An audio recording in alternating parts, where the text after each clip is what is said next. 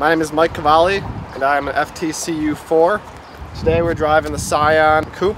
The first thing I want to point out here is just the engine compartment. If you're like me and you like to work on your car if possible, you'll see that there's a lot of easy access here to some things, like the battery is pretty easy access.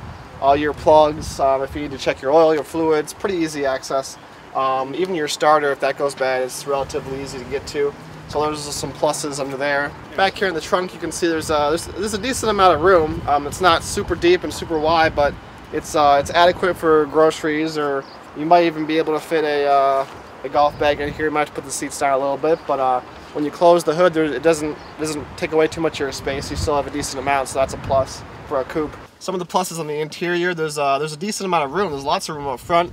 In the back, the seats actually are pretty far back, and even if you have someone that's a normal size like me up here, you still have plenty of leg space in the back. Plenty of room. Is there? Right now, there's the seat. No, my seat's right where I want it to be. Perfect. I got plenty of room.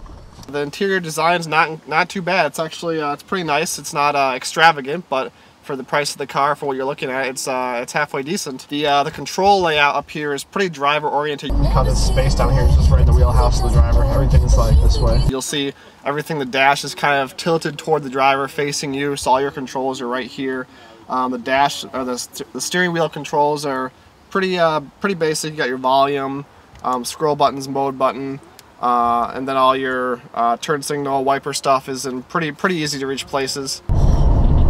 Right through its paces. The power of the car is okay. It's nothing exceptional, but for a sporty, affordable car, it's not bad. It picks up and goes pretty well.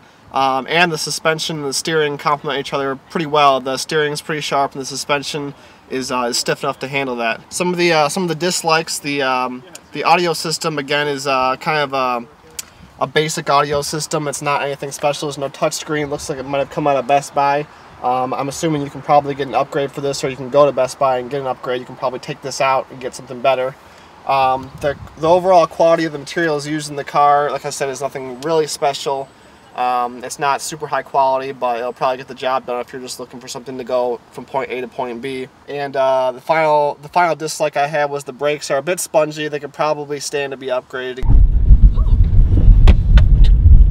Not a whole lot of bite to them. Especially if you come into a high brake situation where you're not paying attention, someone stops in front of you really fast, you're probably going to want a bit more bite to that.